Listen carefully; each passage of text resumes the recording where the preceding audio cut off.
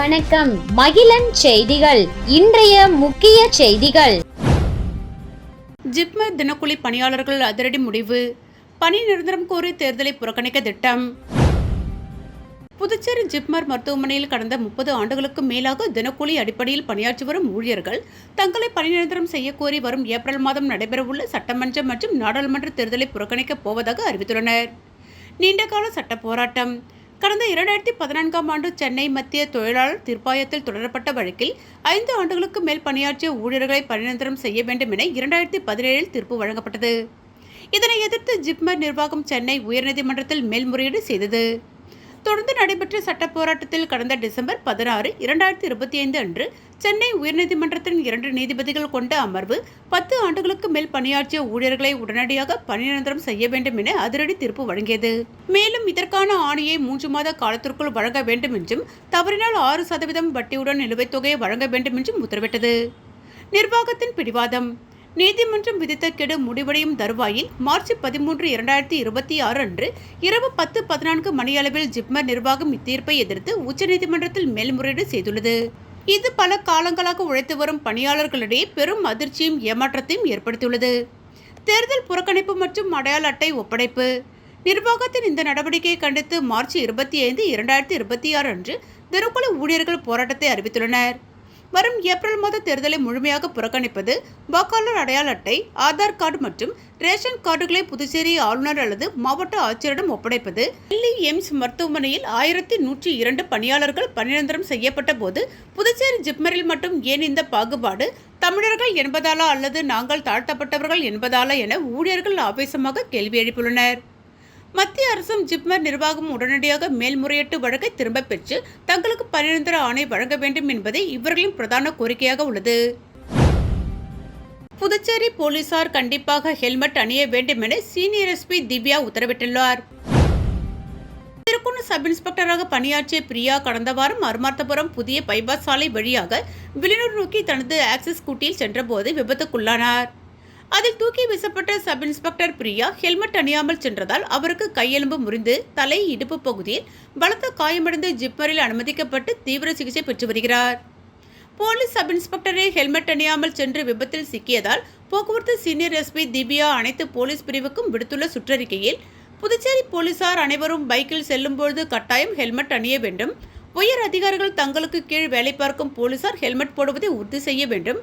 விதிமீறலில் ஈடுபடும் போலீசாருக்கு ரூபாய் 1000 அபராதம் விதிப்பதோடு 3 மாதங்களுக்கு ஓட்டுநர் உரிமம் ரத்து செய்யப்படும். உத்தரவுகளை மீறும் போலீசார் மீது உரிய நடவடிக்கை எடுக்கப்படும். விதிகளை மதிக்காத பணியாளர்கள் மீது துறை ரீதியான ஒழுங்கு நடவடிக்கை எடுக்கவும் பரிந்துரைக்கப்படும் என தெரிவிக்கப்பட்டுள்ளது.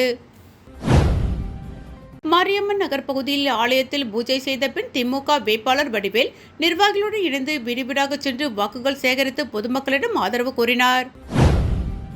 வரவிருக்கும் சட்டமன்ற தேர்தலை முன்னிட்டு கதிர்காமம் தொகுதியில் திமுக வேட்பாளர் வடிவேல் தீவிர வாக்கு சேகரிப்பில் ஈடுபட்டு வருகிறார்.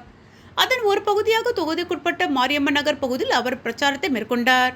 முன்னதாக அப்பகுதியில் உள்ள மாரியம்மன் ஆலயத்தில் சிறப்பு பூஜை செய்து தேர்தல் பணிகளை தொடங்கிய வடிவேல் பொதுமக்களின் ஆதரவை பெற இறைவனின் அருளை நாடினார். தொடர்ந்து திமுக தொகுதி நிர்வாகிகள் மற்றும் கூட்டணி கட்சி நிர்வாகிகளுடன் இணைந்து வீடு வீடாக சென்று வாக்குகளை சேகரித்தார். இந்த பிரச்சாரத்தின் போது பொதுமக்களை நேரில் சந்தித்து திமுக அரசின் சாதனைகள் மற்றும் தேர்தல் வாக்குறுதிகளை விளக்கி ஆதரவு கோரினார். மக்களும் ஆர்வத்துடன் வரவேற்று தங்கள் குறைகளை முன்வைத்து தீர்வு காண வேண்டுமென கேட்டுக்கொண்டனர். இந்நிகழ்வில் பல்வேறு கட்சி நிர்வாகிகள், தொண்டர்கள் மற்றும் பொதுமக்கள் திரளாக கலந்து கொண்டு ஆதரவு தெரிவித்தனர். பிள்ளையார்குப்பம் அருள்மிகு ஸ்ரீ கூத்தாண்டவர் கோவிலில் நடைபெற்ற மண்டல பூஜை விழாவில் திரளான பக்தர்கள் கலந்து கொண்டு சுவாமி தரிசனம் செய்தனர். புதுச்சேரி மாநிலத்தில் மிகவும் பிரசித்தி பெற்ற பரிகார ஸ்தலமாக விளங்கும் பிள்ளையார்குப்பம் அருள்மிகு ஸ்ரீ கூத்தாண்டவர் திருக்கோவிலில் கும்பாபிஷேக விழா மார்ச் 8ஆம் தேதி வெகு சிறப்பான முறையில் நடைபெற்றது. இதனைத் தொடர்ந்து மண்டல பூஜை விழா ஒவ்வொரு நாளும் உபயதாரர்கள் ஏற்பாட்டில் வெகு சிறப்பான முறையில் நடைபெற்று வருகிறது. நேற்று நடைபெற்ற மண்டல பூஜை விழாவானது முரளி பட்டாச்சாரியர் தலைமையில் நடைபெற்றது. இதில் சுவாமிக்கு பூக்களால் அர்ச்சனை செய்து மந்திரங்கள் ஓதி தீபாராதனை காண்பிக்கப்பட்டது. மேலும் மண்டல பூஜை விழாவில் முன்னாள் மாவட்ட நீதிபதி செந்தில்குமார் மற்றும் துணை வட்டாட்சியர் முத்துக்குமாரன் மற்றும் ஊர் பெரியோர்கள், முக்கியஸ்தர்கள் உட்பட பக்தர்கள் திரளாக கலந்து கொண்டு சுவாமி தரிசனம் செய்தனர். முன்னதாக மாலை 6 மணி அளவில் பரதநாட்டிய நிகழ்ச்சியும், அதனைத் தொடர்ந்து இரவு 8 மணி அளவில் பாரம்பரிய பொம்மலாட்டம் நிகழ்ச்சி நடைபெற்றது. இந்நிகழ்ச்சியை காண சுற்று வட்டார பகுதியிலிருந்து திரளான பக்தர்கள் கலந்து கொண்டு நிகழ்ச்சியை கண்டுகளித்தனர். தொடர்ந்து ஆலயம் சார்பாக விழாவில் கலந்து கொண்ட பக்தர்களுக்கு அறுசுவை அன்னதானம் வழங்கப்பட்டது. நிகழ்ச்சிக்கான ஏற்பாட்டினை கோவில் நிர்வாக அதிகாரி, திருப்பணி குழுவினர், பிள்ளையார்குப்பம் கிராம பொதுமக்கள் மற்றும் இளைஞர்கள் வெகு சிறப்பான முறையில் செய்திருந்தனர். புதுச்சேரியில் இலவச பரிசு பொருட்கள் விநியோகம் தொடர்பாக புகார்களை தெரிவிக்க கட்டுப்பாட்டு அறை அமைக்கப்பட்டுள்ளது. புதுச்சேரியில் இலவச பரிசு பொருட்கள் விநியோகம் தொடர்பாக புகார்களை தெரிவிக்க கட்டுப்பாட்டு அறை அமைக்கப்பட்டுள்ளது. இதுகுறித்து மாவட்ட தேர்தல் அதிகாரி அலுவலக செய்திக்குறிப்பில், புதுச்சேரி சட்டசபை தேர்தலை முன்னிட்டு முறையற்ற பண பரிமாற்றம், தேர்தல் செலவினங்களை கண்காணிப்பதற்காக வருமான வரித்துறை சார்பில் 24 மணி நேரம் கட்டுப்பாட்டு அறை அமைக்கப்பட்டுள்ளது. எந்த ஒரு தனி நபரோ அல்லது கட்சியோ வாக்காளர்களுக்கு நேரடியாக அல்லது மறைமுகமாகவோ ரொக்கம், பரிசு பொருட்கள் அல்லது இதர சலுகைகளை புதுச்சேரியில் விநியோகிப்பது குறித்த புகார்களை 1804250026 எண்ணிலும், பாண்டி எலெக்ஷன் கம்ப்ளைண்ட் 2026 gmail.com மின்னஞ்சல் அல்லது 7598981438 வாட்ஸ்அப் எண்ணில் தெரிவிக்கலாம் என குறிப்பிடப்பட்டுள்ளது. புதுச்சேரி லாஸ்பேட்டை தொகுதியில் போட்டியிடும் என்ஆர் காங்கிரஸ் வேட்பாளர் விபி சிவக்கொழுந்து பெத்திச்செட்டிப்பேட்டை பகுதியில் விரிவிடாக சென்று தீவிர வாக்கு சேகரிப்பில் ஈடுபட்டார். புதுச்சேரி தேசிய ஜனநாயக கூட்டணியில் லாஸ்பேட்டை தொகுதி என்ஆர் காங்கிரசுக்கு ஒதுக்கப்பட்டது. அதன் வேட்பாளராக முன்னாள் சபாநாயகர் விபி சிவக்கொழுந்து அறிவிக்கப்பட்டார். அவர் தனது வேட்புமனுவையும் தாக்கல் செய்தார். இந்த நிலையில் அவர் லாஸ்பேட்டை தொகுதிக்குட்பட்ட பெத்திச்செட்டிப்பேட்டை பகுதியில் உள்ள நகர் பகுதியில் உள்ள சிவசுப்பிரமணிய சுவாமி தேவஸ்தானத்தில் சுவாமி தரிசனம் செய்து தனது பிரச்சாரத்தை தொடங்கினார். தொடர்ந்து பெத்திச்செட்டிப்பேட்டையில் உள்ள பகுதியில் வீடு சென்று என்ஆர் காங்கிரஸ் வேட்பாளர் விபி சிவக்கொழுந்து ஜக்கு சின்னத்திற்கு தீவிர வாக்கு சேகரிப்பில் ஈடுபட்டார். அப்போது சப்தகிரி அறக்கட்டளை பொறுப்பாளர் VPS ரமேஷ்குமார், தேசிய ஜனநாயக கூட்டணியின் கட்சியினர் மற்றும் சப்தகிரி அறக்கட்டளை நிர்வாகிகள் பலர் உணர்ந்தனர். புதுச்சேரியில் 9ஆம் வகுப்பு மாணவர்களுக்கு 2 நாள் வேலைவாய்ப்பு உலகம் பயிலரங்கம் நடைபெற்றது. PM ஸ்ரீ அரசு பெண்கள் மேல்நிலைப்பள்ளியில் 2 நாள் வேலைவாய்ப்பு உலகம் பயிலரங்கம் நடைபெற்றது. இதை NCERTN பராக் அமைப்பு மற்றும் மாநில பயிற்சி மையம் STC இணைந்து நடத்தினர். 9ஆம் வகுப்பு மாணவர்களுக்கு திறன் மேம்பாடு, தொழில் விழிப்புணர்வு மற்றும் எதிர்கால தயார் நிலை உருவாக்குவதே பயிலரங்கின் முக்கிய நோக்கம். தொடக்க விழாவில் புதுச்சேரி பள்ளி கல்வி இயக்குனர் டாக்டர் சிவகுமார் மற்றும் STC சிறப்பு அதிகாரி திருமதி சுகுணா சுகிர்தாபாய் சிறப்பு விருந்தினராக கலந்து கொண்டு மாணவர்களை வரவேற்றனர். 2 நாட்களும் நடந்த பயிலரங்கில் 109ஆம் வகுப்பு மாணவர்களும் ஆசிரியர்களும் கலந்து கொண்டனர். பராக் NCERT நியூ டெல்லி நிபுணர், தொழில் பாதைகள், திறன் மேம்பாடு, உலகளாவிய செயற்கை நுண்ணறிவு, AI போக்கு மற்றும் பாரம்பரியமற்ற தொழில்கள் பற்றிய விழிப்புணர்வு வழங்கினார். பயிலரங்க மாணவர்களை நாளைய வேலைகளுக்கு தேவையான அறிவுத்திறன், சுறுசுறுப்பு மற்றும் திறன்களை கொண்டவர்களாக வளர்ப்பதை நோக்கமாக கொண்டு நடத்தப்பட்டது. நெல்லித்தோப்பில் திமுக வேட்பாளர் கார்த்திகேயன் தீவிர வாக்கு சேகரிப்பில் ஈடுபட்டார். நெல்லித்தோப்பு சட்டமன்ற தொகுதியில் திமுக வேட்பாளர் கார்த்திகேயன் உதயசூரியன் சின்னத்திற்கு தீவிரமாக வாக்கு சேகரிப்பில் ஈடுபட்டார். தொகுதிக்குட்பட்ட நவீனா கார்டன் மற்றும் அதனை சுற்றியுள்ள பகுதியில் வீடு சென்று பொதுமக்களை சந்தித்து ஆதரவு கோரினார். இந்த வாக்கு சேகரிப்பின் போது திமுக மாநில நிர்வாகிகள் மற்றும் தொகுதி நிர்வாகிகளுடன் கலந்து கொண்டு பிரச்சாரத்தை உற்சாகமாக முன்னெடுத்தனர். கட்சி ஆதரவாளர்கள் மற்றும் தொண்டர்கள் அதிக அளவில் பங்கேற்று வேட்பாளருக்கு ஆதரவு திரட்டும் பணியில் ஈடுபட்டனர்.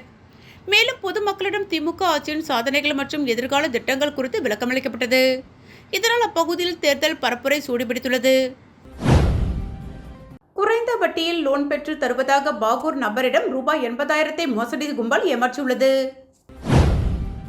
குறைந்த வட்டியில் லோன் பெற்று தருவதாக பாகூர் நபரிடம் ரூபாய் 80,000 மோசடி கும்பல் ஏமாற்றியுள்ளது.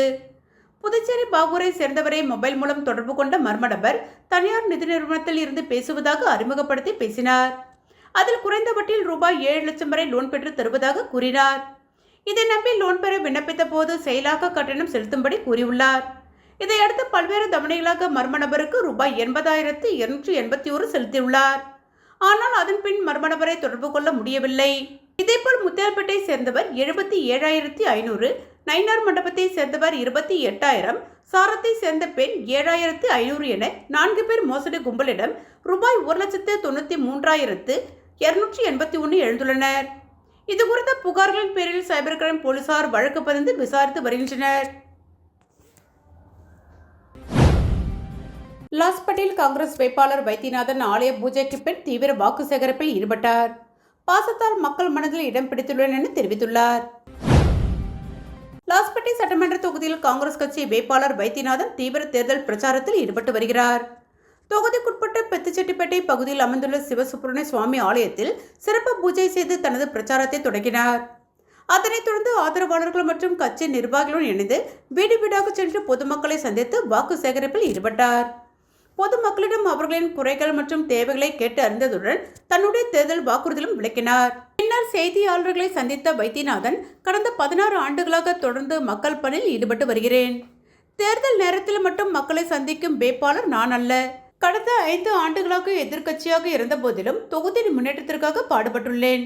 எனது பணியை பற்றி மக்களிடமே கேட்டறியலாம் என்றார். மேலும் நான் செல்லும் இடமெல்லாம் மக்களிடம் இருந்து மிகுந்த வரவேற்பு கிடைத்து வருகிறது. பணத்தின் மூலம் எதையும் சாதிக்க முடியாது. மக்களின் பாசமும் நம்பிக்கையும் தான் முக்கியம். அந்த பாசத்தால் மக்கள் மனதில் நான் இடம் பிடித்துள்ளேன் எனவும் தெரிவித்தார்.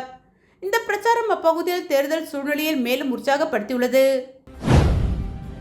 நெல்லித்தோப்பு தொகுதியில் LJK வேட்பாளர் ஜெயக்குமாரை ஆதரித்து ஜோ சார்லஸ் மார்ட்டின் தீவிர பிரச்சாரம் மேற்கொண்டார்.